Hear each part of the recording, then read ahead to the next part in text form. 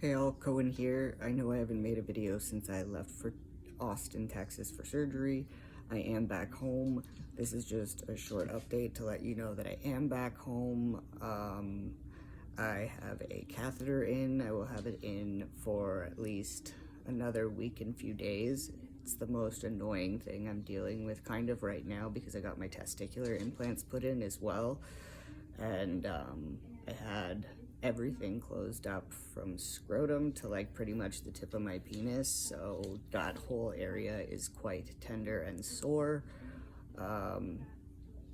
Mentally been a bit difficult, and this surgery, for some reason, I like, honestly, it was pretty, it doesn't seem intense, but it was pretty intense, and I've been so just mentally and physically drained from it. And just when you go have surgery somewhere else and you can't just like drive a few hours or a few minutes to go see the surgeon that did your surgery, it's very difficult. Again, I've said many times that I live in Canada and my GP is like useless when it comes to this stuff.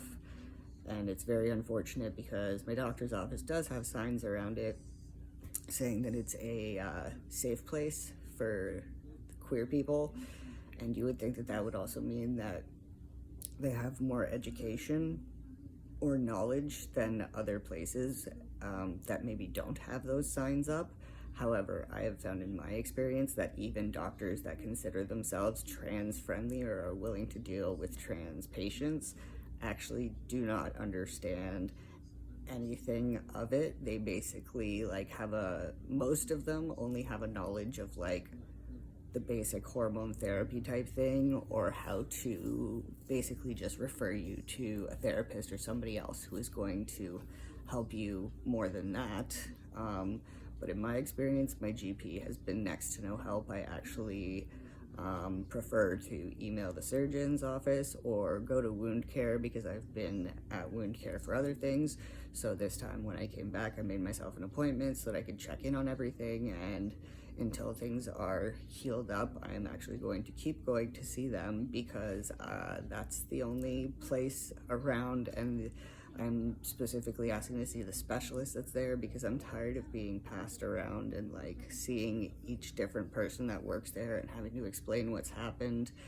And some of them I've seen before, so then it would be like an after thing now where they'd see it complete, which would like totally kind of educate them, but I'm way not in the realm of educating people. I don't think it's fair to have to educate people while you're going through something that is so difficult and so unexperienced by many. And it's really just unfortunate that most medical practitioners do not have any form of knowledge. And even though phalloplasty is a surgery that was created for cisgender men, if they had an accident where their penis was damaged, if they had any issues to do with urethra stuff, I have family members who have gone through some of the procedures that I have gone through. So it's very frustrating to know that maybe if some of these surgeons here would be trained in the aspect of it being a female to male procedure, it would be a lot easier. And I know that like sometimes I can ask a urologist, but not everybody knows everything or what it may be. Some aren't interested, but unfortunately it's just really unfair, and I don't believe that it is equal in any way that there is no aftercare help for us.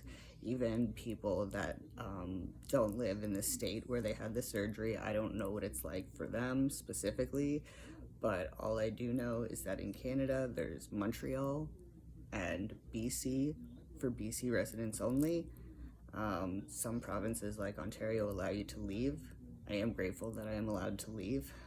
However, it just sucks that I do have to leave because that adds on extra stress, as I've said in other videos. But this last surgery has been really rough for me. My first week post-op, I felt completely fine. This week, I feel like complete and utter garbage. I'm bloated.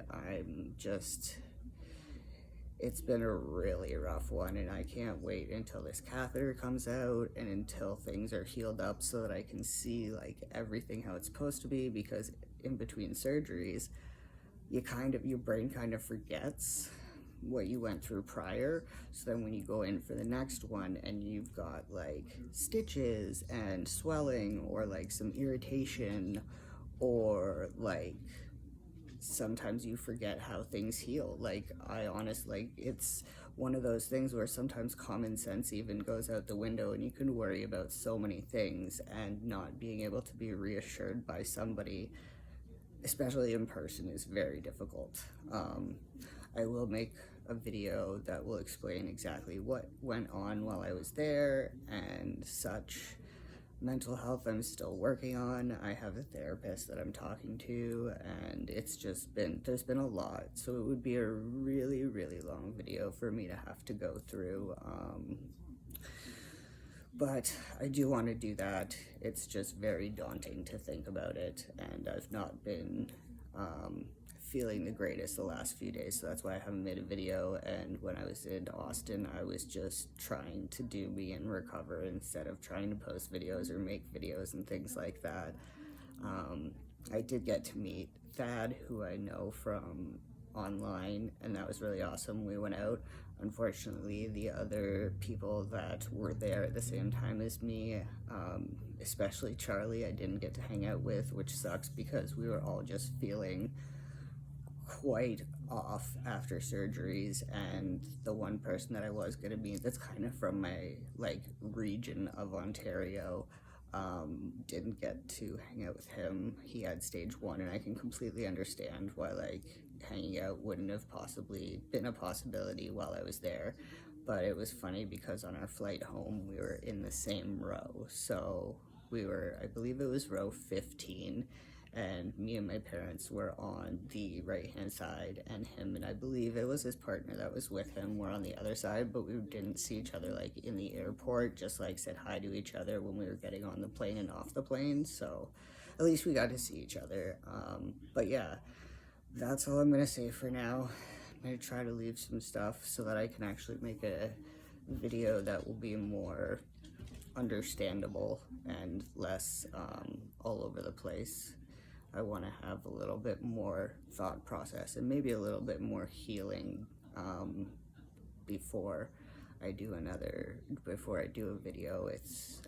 It's nice to do the videos when you're in it, but sometimes it's easier to do the videos when you have the mindset where it's already done and over with, and you've experienced the things that you needed to without having to, I don't know, make a video, say that things are going great, maybe something happens, and then you feel crappy about it, and then you're on another video saying that things aren't going well. So I'm just trying to relax, and I want to make a video that is coherent and makes sense. So I'll try to work on that next week. But anyhow, I will let you go there and talk to y'all later.